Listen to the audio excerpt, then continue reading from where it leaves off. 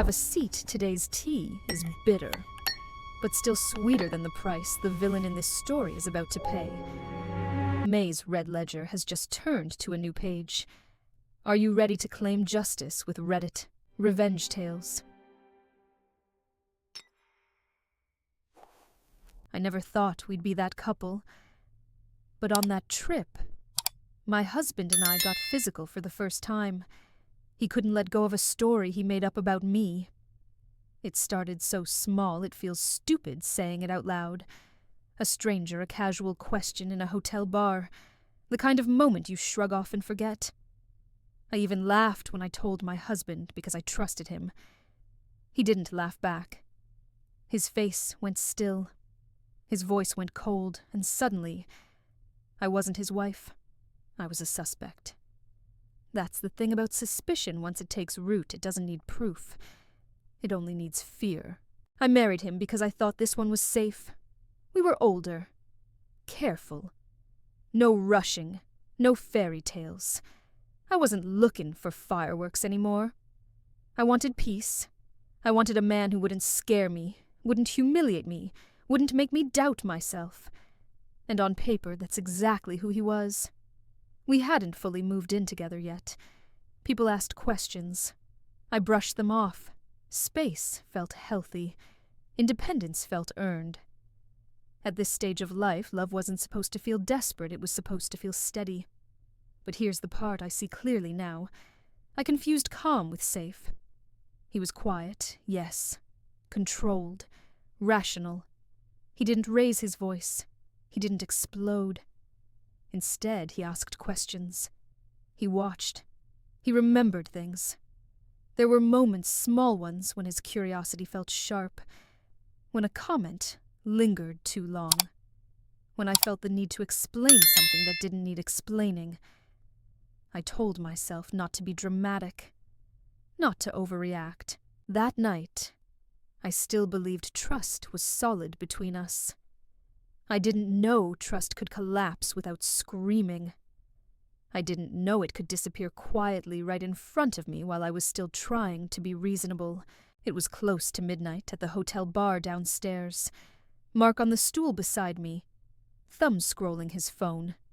Me stirring ice in a short glass, while the low music pulsed under conversations. The bartender clinked bottles, and I remember thinking finally quiet. A man I'd never seen leaned into my space like he belonged there and asked quick and casual if I could get him something. Drugs. He said it like he was ordering a refill. I blinked, said no, and turned my shoulder away. No flirting. No back and forth. I walked straight to Mark, annoyed more than anything, and we left. The elevator ride up felt normal. Soft ding mirror walls, my hand in Mark's for half a second. I still thought it was a throwaway moment. Inside our room, the door latch clicked, and I told him with a laugh because it was ridiculous. I expected the same laugh back. Mark didn't smile. His face went still. "Why would he ask you?" he said. Then, like stepping stones. "Has this happened before?" "Are you sure you're telling me everything?" I answered. Once, twice, 3 times. Each time his voice got flatter. And that's when I felt it, our marriage shifting quietly like a floorboard giving way under my feet. A few minutes later, we were in the narrow entryway by the room door. Mark setting the keycard on the dresser. Me slipping off my shoes while the AC kicked on with a hard, cold breath. The hallway outside went quiet, and the silence inside started to feel staged. I tried to end it the way you end small things. Some random guy asked me for drugs. I said again lighter this time, like repetition would make it harmless. I said no. That's it. Mark's eyes stayed locked on me, not angry, measuring. "Why would he ask you?" he repeated slower, like the words were sharpening as he said them. I gave him normal answers. Drunk. Mistaken identity. Desperation. The nearest person. Real-life explanations that should have closed the loop. Instead, he kept pulling the loop tighter. He asked what the guy looked like. Exactly what he said. Where my hands were. Why I didn't sound more upset. That's when I realized he wasn't collecting details. He was collecting leverage. And the strangest part was how calm he was, while doing it like he was building something quietly, and expected me to stand still, while it rose around me. I felt my smile falter.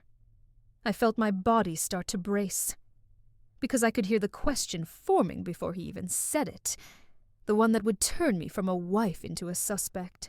We moved deeper into the room. Mark sitting on the edge of the bed, elbows on his knees, me by the bathroom doorway with my hand on the cool counter, while the faucet dripped, once slow and steady. My suitcase was still closed, but my nerves were already unpacked. I tried warmth first. I tried the gentle tone women use when we can feel a mood turning. Mark, I said it was nothing. I told you because I trust you. I even forced a little laugh like I could coax him back into being my husband. He didn't come back. He asked, "Just tell me the truth." "I am," I said. He repeated it anyway, same sentence, different meaning. Not a question. A demand. My stomach dropped cold an instant. Because I understood the trap, my honesty was no longer the point. The point was whether he could keep pressing, until I started doubting my own memory, until I started performing innocence, like a job. I felt my dignity sliding in slow motion. I heard my thoughts go quiet and sharp. I won't be talked to like that. I'm not going to be humiliated. I didn't yell. I didn't threaten him. I just stopped smiling. And the moment I stopped performing, his eyes changed, like my refusal to play sweet was the proof he'd been waiting for. Just after midnight, I stood by the window with the key card and my phone in my hand, watching headlights move through the parking lot, while the AC hummed like static. Mark stayed near the bed, voice low posture, still like calm could disguise cruelty. "Just tell me the truth," he said again. I turned around genuinely confused. "I am," I said. I walked him through it step by step, what the man asked, what I said, how fast it ended. I even repeated my exact words like this was a deposition, and precision would protect me. Mark nodded like he was listening. Then he said it again. Same words. New weight. "Just tell me the truth." My patience cracked at the edges. Because what do you do when your answers don't count? When your marriage turns into a courtroom, and you don't know what crime you're accused of? I could feel myself shrinking in real time, trying to stay reasonable, trying to stay likable. Women learn early what happens when we stop being palatable. I asked him quietly, "What do you think happened?" He didn't answer directly. He just looked at me like I'd slipped. And then he said the sentence that made my skin go cold, not because it was loud, but because it was certain. In the same room, time slipping past midnight, Mark stood by the dresser, tapping 2 fingers against the wood, while I perched on the arm of the chair by the lamp, twisting my wedding ring until it pinched. The hallway outside was silent, but inside, his voice kept crawling over everything. He started with details. What did he look like? What exactly did he say? Then he shifted slick and fast. Why were you alone for that moment? Did you talk to him before? It didn't matter what I answered. Every response opened a new door I didn't even know existed. The rules changed the second I met them. I recognized it moving the goalpost. A game where the point is never truth. The point is exhaustion. "Mark, you're twisting my words," I said. "This is not who I am." He stared at me like calm was a performance, like my steady voice was suspicious. Then he said almost casually, "You're too calm for someone who's innocent. It landed like a slap without a hand. Because suddenly, I understood. He wasn't trying to understand me. He was trying to corner me into tears, into anger, into anything he could label as guilt. I looked at the door. I thought about leaving the room for 1 minute, just air, just distance. And the second he saw my eyes go there, his whole body tightened like he'd rather keep me trapped than be wrong. A little after midnight, I sat with my shoes off by the chair knees, tucked in, while Mark stood between the bed and the door, like it was his position now. The lamp buzzed faintly, and I stared at the carpet pattern, the way you stare at a line on the road when you're trying not to drift. I started choosing my words like they were glass. If I explained too much, I was overcompensating. If I kept it short, I was avoiding. I could hear myself adjusting my tone, softening my face, keeping my hands still, like my body knew something my mind was still arguing with. "This is getting ridiculous," I said, but even that came out gentle. "Why are you getting defensive?" he asked, when I hadn't raised my voice once. "I'm not," I said. "I'm trying to understand what you want from me." What he wanted was simple submission, disguised as reassurance. He wanted me smaller, quieter, more apologetic for something I hadn't done. That's when I realized I was walking on eggshells inside my own marriage on vacation, in a place we paid to feel safe. And once you notice that feeling, once you hear your own mind whisper, "Don't set him off, it's impossible to unfeel it." I swallowed, looked at him, and said the simplest truth I had. "I don't feel safe right now." He didn't soften. He got colder. Minutes later, I leaned in the bathroom doorway with my palm on the counter, while the faucet dripped steadily, each drop loud in the quiet. Mark stayed in the bedroom, arms crossed, watching me, like silence itself was a confession. I stopped answering, not to punish him, but because I was exhausted. My throat hurt from explaining. My mind felt rubbed raw. The quiet didn't calm him. It sharpened him. "So now you're not talking," he said. I shook my head. I don't know what else to say. And that's when I understood the trap. My words were ammunition. My silence was guilt. There was no version of me that passed his test. A protective part of me woke up cold and clear. This isn't safe. Not dramatic. Not loud. Just certain. Mark stepped closer, lowering his voice like that made it reasonable. "If there's nothing to hide, this shouldn't be so hard." It landed heavy because suddenly my character wasn't enough. My history wasn't enough. 2 years of marriage wasn't enough. I looked down at the cold tile under my feet and realized something terrifying. He had already decided I was guilty.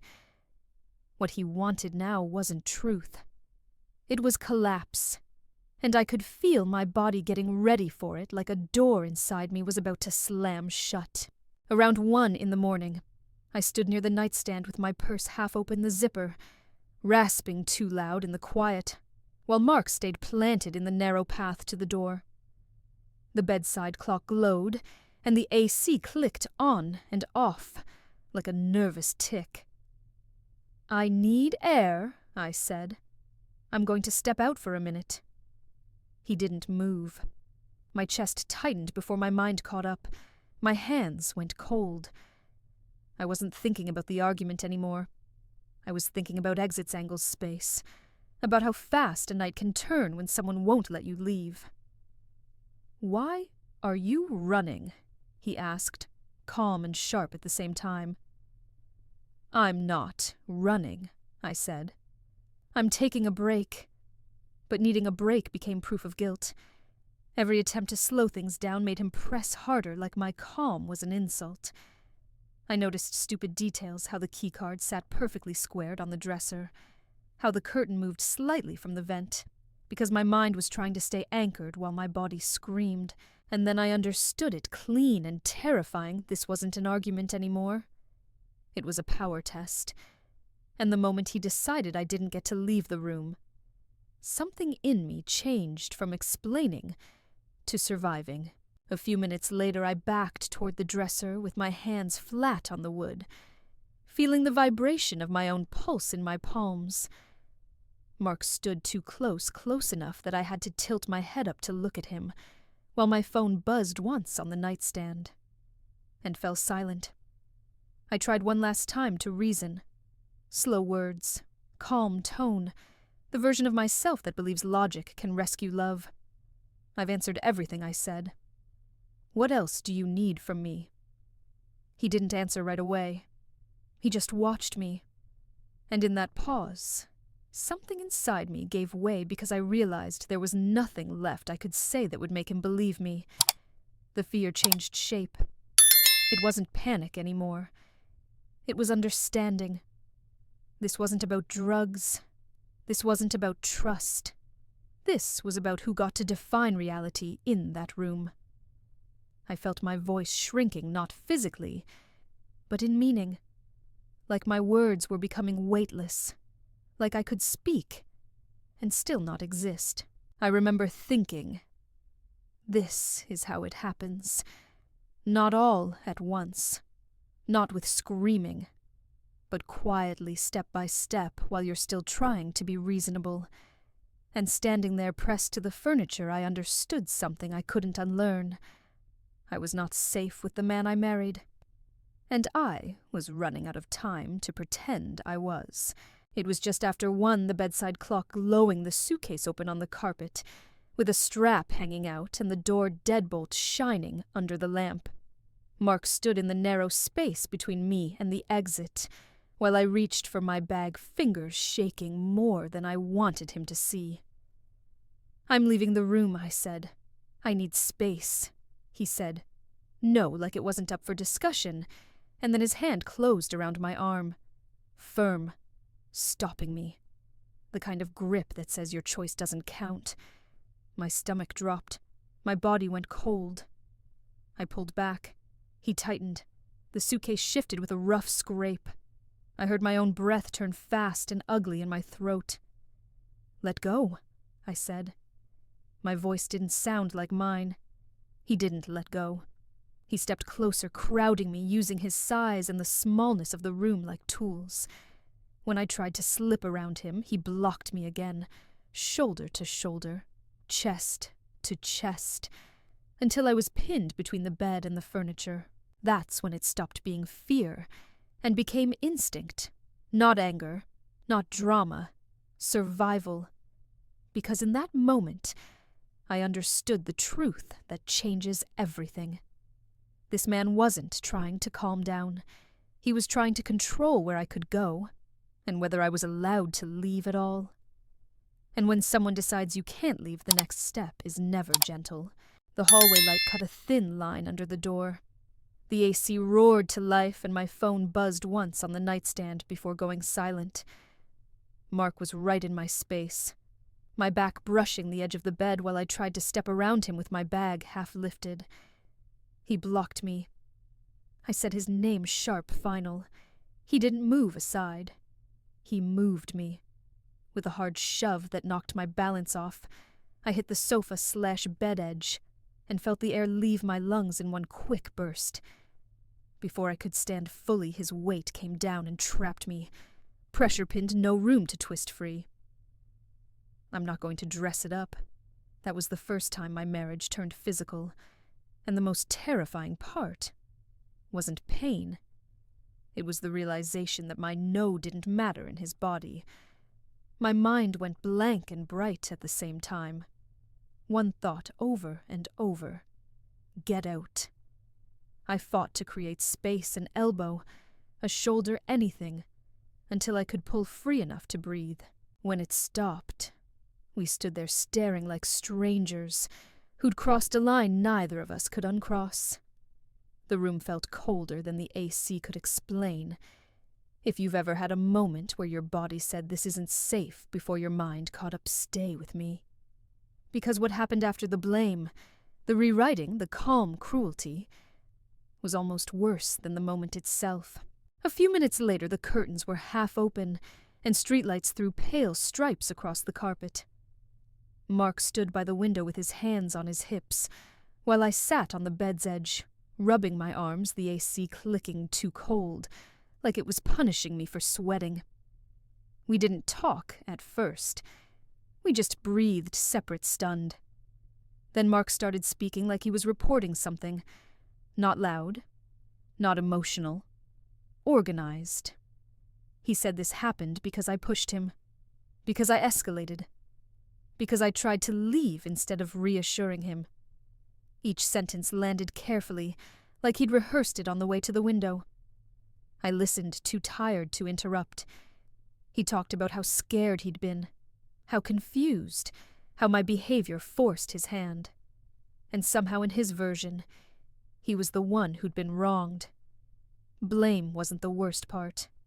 The worst part was how easily he carried it, how comfortable he was setting it down on me like a bag he'd packed ahead of time. I looked at his reflection in the glass and felt something settle in my chest. This wasn't going to end with a real apology. It was going to end with a story. And he was already writing it one where he stayed clean, and I stayed guilty. That was the moment. I stopped thinking about fixing the night and started thinking about surviving the marriage. Not long after, the bathroom light was on, and the faucet ran low while I stared at my reflection. Tired eyes, damp hair stuck to my cheek, my wedding ring catching the harsh light. Like it didn't belong. Mark sat in the chair by the desk, scrolling his phone with an unnerving calm. Like the worst part was already behind him. And then a memory hit me so clearly it made my stomach drop.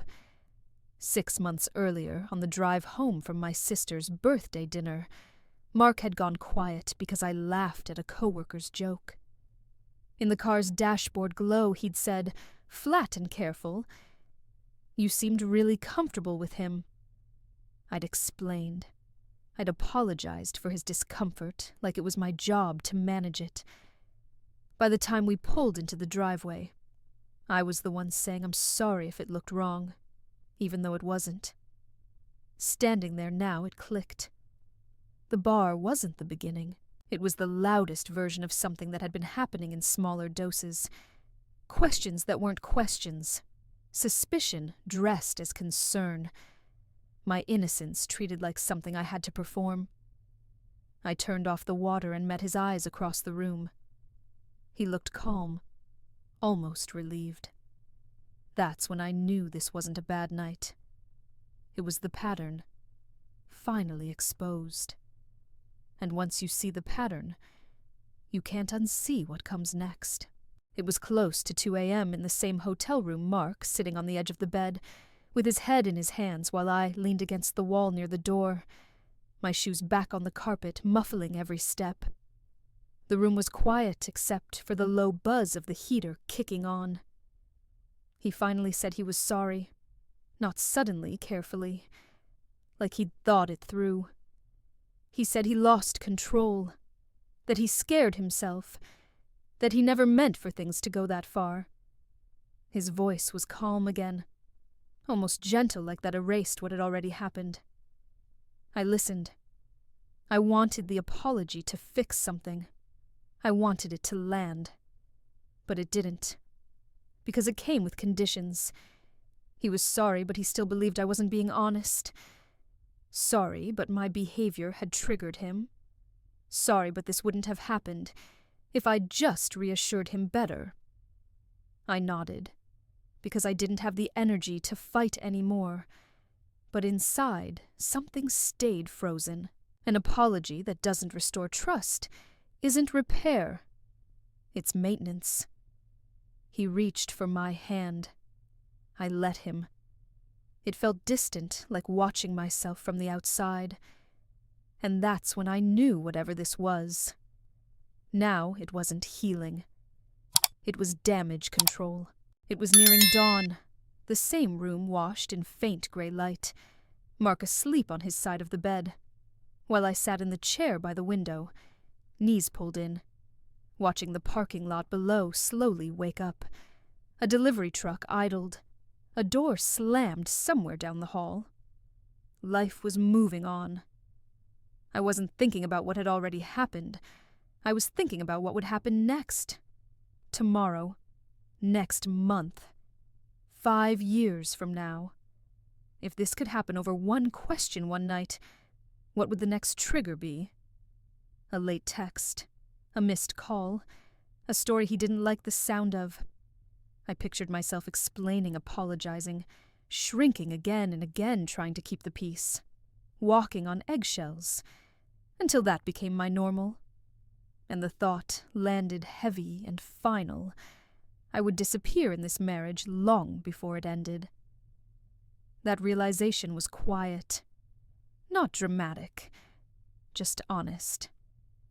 I looked at the man sleeping a few feet away and understood something I hadn't allowed myself to see before.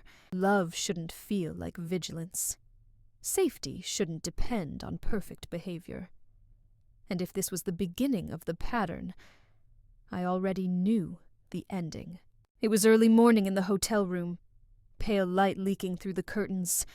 Mark asleep on the bed, me on the floor beside my open suitcase, folding the same sweater twice. Listening to traffic hum outside, like the world didn't care. My body was exhausted, but my mind was strangely clear. I replayed the night without emotion, like I was finally allowed to see it straight. The stranger at the bar wasn't the threat. The threat was how quickly Mark used that moment to take ownership of my identity. He didn't ask, "Are you okay?" He asked, "Why would he ask you?" He didn't protect me from a stranger. He tried to protect himself from uncertainty by controlling me. And here's the part that turned my blood cold. He wasn't afraid I'd done something wrong. He was afraid he couldn't prove he was right. So he tightened the room around me. Questions, accusations, blocked exits until my reality became negotiable. That's what control is. Not rage. Not volume. Control is when someone treats your no like an obstacle instead of an answer. It didn't excuse anything, but it stripped the story down to truth. This wasn't about drugs. It wasn't even about trust. It was about power. Who gets to decide what's real? And once you see that, you can't go back to pretending. It was just a misunderstanding. It was mid-morning now, still in the hotel room. Mark in the shower with the water running loudly while I stood by the window phone in my hand, suitcase zipped at my feet.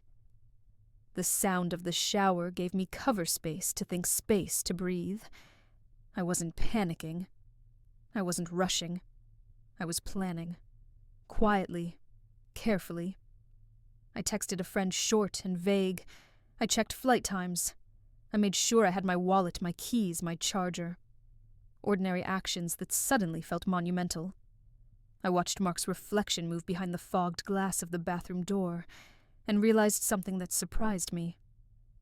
I wasn't angry. I was done. Angry still wants resolution, still wants to be heard. Done just wants distance. I knew the conversation was coming, the explanations, the minimizing, the promises. I knew he would say this was a misunderstanding, a one-time thing. But I also knew what my body had felt in that room, and I trusted that more than any words that would follow. I didn't need him to agree with me. I just needed to leave. And once that decision settled in my chest, I knew there was no turning back. It was late morning in the hotel room. Sunlight finally filling the space, Mark sitting at the small desk with his coffee, cooling beside him while I stood near the door. Hand on my suitcase handle, the hallway noise leaking in every time someone passed. I told him I wanted to end the marriage. Not someday. Not after counseling. Now. He looked up slowly like he hadn't expected those words to land so cleanly. He asked if I was serious. I said yes. I didn't raise my voice. I didn't list every reason. I didn't argue the facts. I just said I couldn't stay in a relationship where I felt unsafe and unheard. He tried to rewind the night, called it a misunderstanding, said we were tired, said stress makes people act out of character. I listened, but it felt like watching a rerun I'd already outgrown. What surprised me most was the absence of drama. No shouting, no begging, just a dull mutual understanding that something essential had broken. We talked logistics, flights, who would tell whom, practical things that made it feel final. And as we stood there, surrounded by half-packed bags and unfinished coffee, I realized this was the calmest moment we'd had all night, because the decision was finally made. It was a few hours later in the airport terminal. My bag at my feet, Mark sitting several seats away scrolling his phone while boarding announcements echoed overhead. I watched families pass couples leaning into each other, the normal rhythm of people going somewhere together. That's when the doubt crept in. Quiet. Persistent. Was I overreacting? Had I misunderstood him? Could one night really erase 2 years of marriage? I replayed the scene again, searching for a version where I could have handled it better, softer, differently. But every time I did, my body answered first.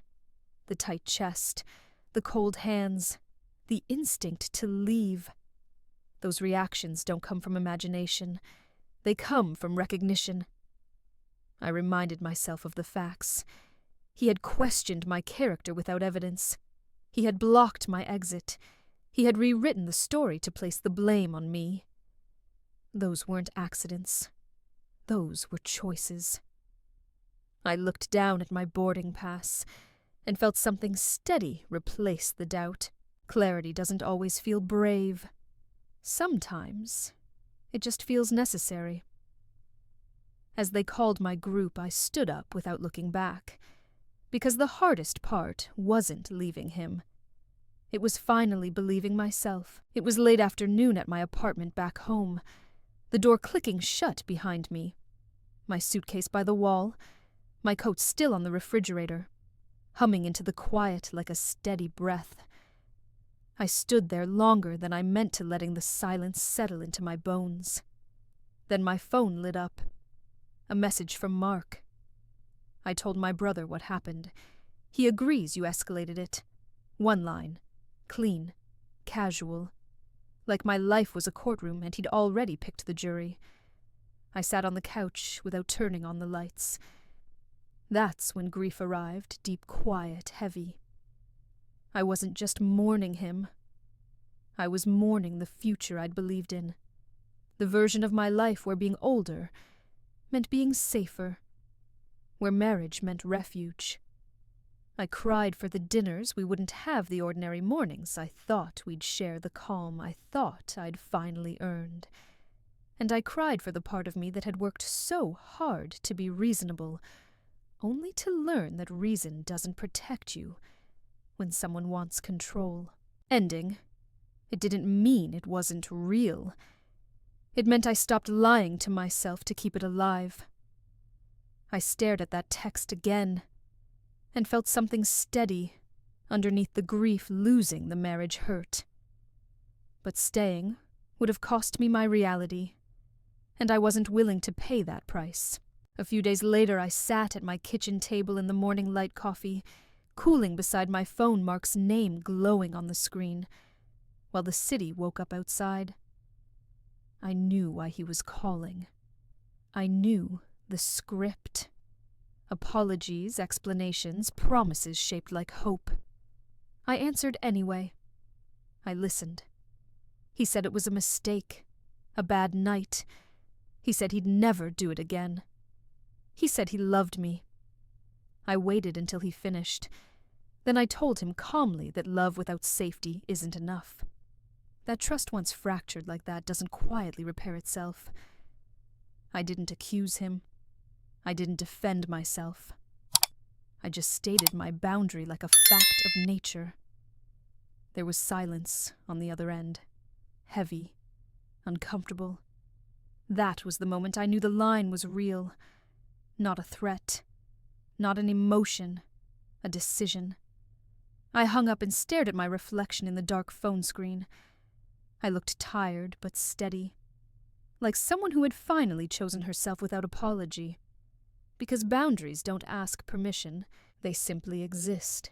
It was a quiet evening. A week later at my kitchen counter. Just after sunset, my laptop opened to emails. My hands in sink water. The clink of a mug against porcelain, sounding too loud in the still apartment.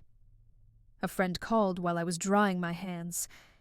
She didn't say, "How are you?" first. She said I heard what happened. And that's when I realized how fast stories travel, how quickly a woman's pain becomes a headline with missing context. My friend meant well, but even she asked gently, "Do you think you could have calmed him down?" That question hit like ice, not because she was cruel, because it was familiar, because women hear it their whole lives in different outfits. What did you do to set him off? Could you have handled it better? I thought of the women I know, smart, capable our age, who stayed too long, because leaving felt embarrassing or drastic, or like admitting failure. Women who kept explaining one more time, because they believed patience was maturity. Women who told themselves it's not that bad, because the truth felt too heavy to carry. I recognized myself in all of them. The minimizing, the self-blame, the way we translate fear into responsibility.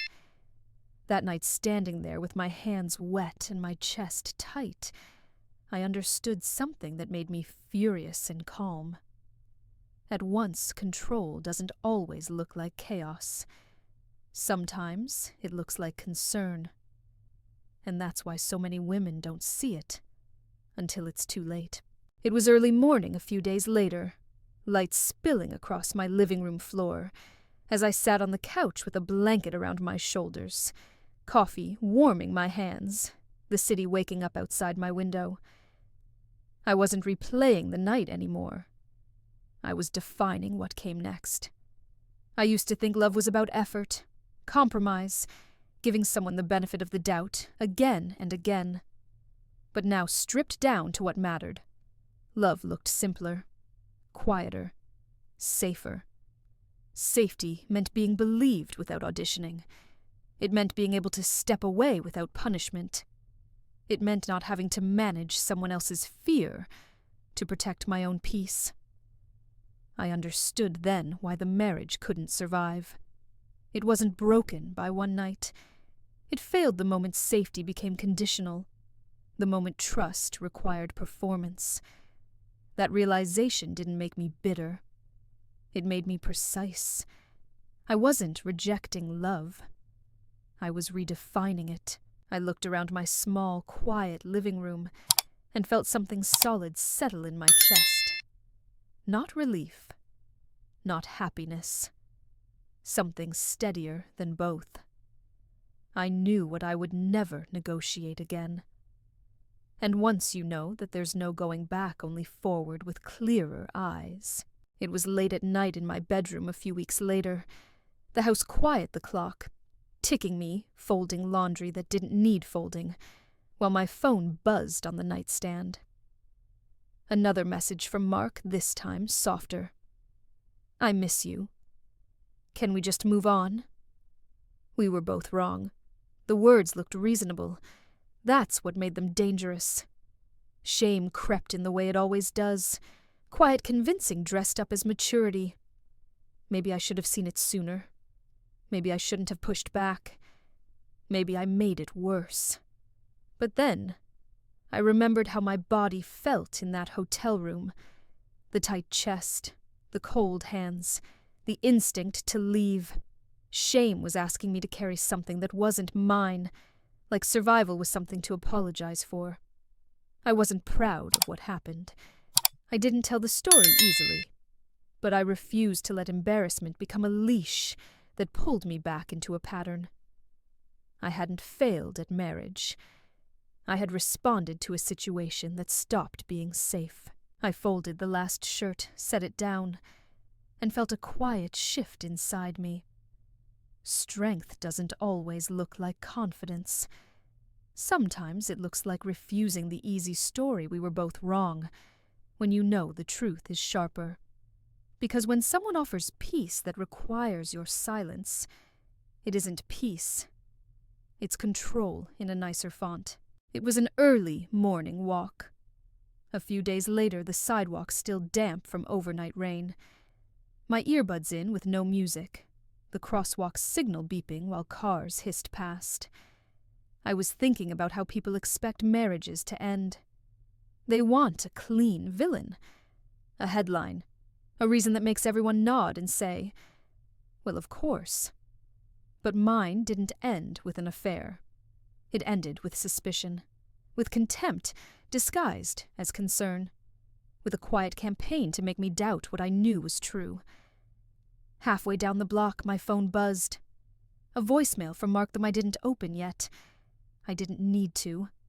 I could already hear the tone calm, regretful, just reasonable enough to sound like a solution. That's what hit me, how control tries to survive the breakup by rewriting the ending. I realized then, a lot of marriages don't explode. They erode. Trust thins. Respect frays. And one day you wake up realizing you've been shrinking to fit someone else's fear. I stopped at the corner listening to the beeping signal, and felt clarity settle like a final coat of paint. Some endings don't come with fireworks. They come with the moment you stop negotiating your reality, and once you reach that moment, staying isn't loyalty anymore. It's self-abandonment. And I promised myself I wouldn't do that again. It was late afternoon in my living room, sunlight slanting across the floor, me sitting at the small desk by the window with my laptop open, and the hum of traffic outside. I had written this story 3 times already, and deleted it twice. Each time I told myself to move on, to keep it private, to not reopen something that had finally gone quiet. But silence has a cost, and I knew it because I'd paid it before. I kept thinking about the night in that hotel room, and how easy it would be for someone listening to say I would have handled it differently. How easy it is to judge fear from the outside. I wanted to tell the story not as a warning, wrapped in drama, but as it really felt slow, confusing, reasonable, until it wasn't. I imagined one woman listening, while folding laundry or driving home, feeling that tight recognition in her chest. The moment when a story clicks into place, and you realize you're not crazy, you're not weak, you're just paying attention. That's why I'm telling this now. Not for closure, not for sympathy, but for clarity. Because stories like this don't always look dangerous while you're inside them. They look familiar. They look manageable. Until the night you realize you're standing in a room that doesn't feel safe anymore, and you finally name it. It was a quiet morning. Weeks later, me sitting in my car before work, with the engine off coffee in the cup holder, the radio murmuring softly. I wasn't thinking about my marriage anymore. I was thinking about you, the person listening to this, and wondering why your stomach tightens at certain moments. If this story feels familiar, I want you to hear something clearly. Doubt doesn't always come from guilt. Sometimes it comes from being questioned too long, from having your reality negotiated until you start checking yourself instead of the situation.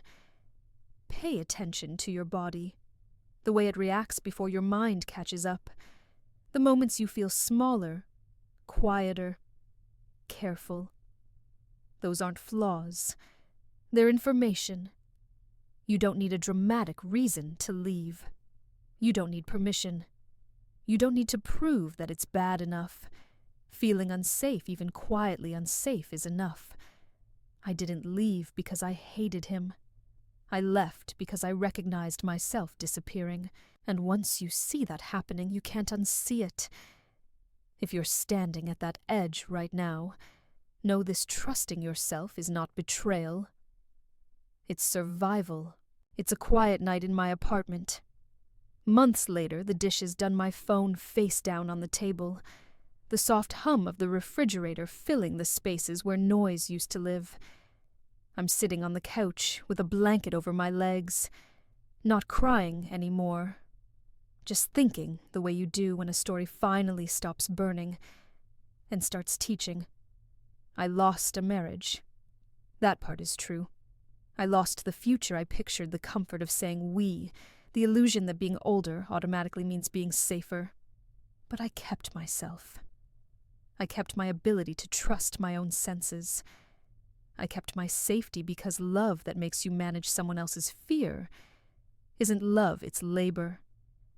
I kept my dignity because once you start auditioning for basic respect, you're already in danger. Here's the lesson I wish every woman our age heard sooner. Suspicion is not protection.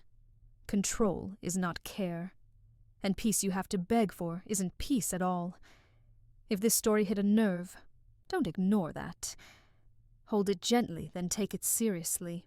And if you're still in a place that feels off, ask yourself one honest question. Am I being loved? Or am I being controlled? Because the right choice isn't always the one that keeps the relationship. Sometimes it's the one that keeps you.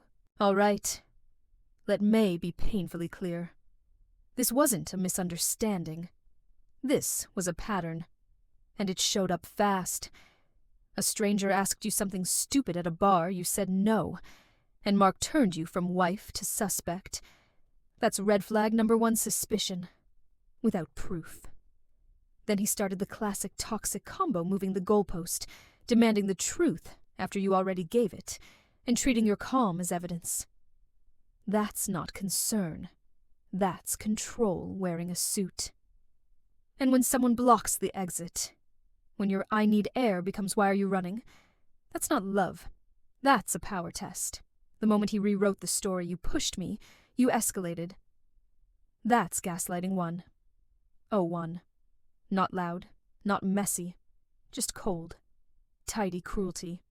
So here's your takeaway straight up. Your no is a full sentence. You don't audition for basic respect. You don't negotiate reality with someone who benefits from you doubting yourself. If you're hearing this and your stomach drops, trust that. Red flags don't get greener with time. To the villain of this story, karma doesn't need your permission. It just keeps receipts. And to you, sweetheart, this debt May clears it. But remember, these eyes are always watching. Don't let your name end up on May's blacklist next episode. Hit subscribe, because around here, justice doesn't show up late. It shows up ready. A final note from the library. While these stories find their roots in the halls of Reddit, they are artistically reimagined to speak to the heart. Any likeness to reality is mere coincidence. The emotions, however, are very real. Walk with empathy, and let justice lead the way. Thank you for watching.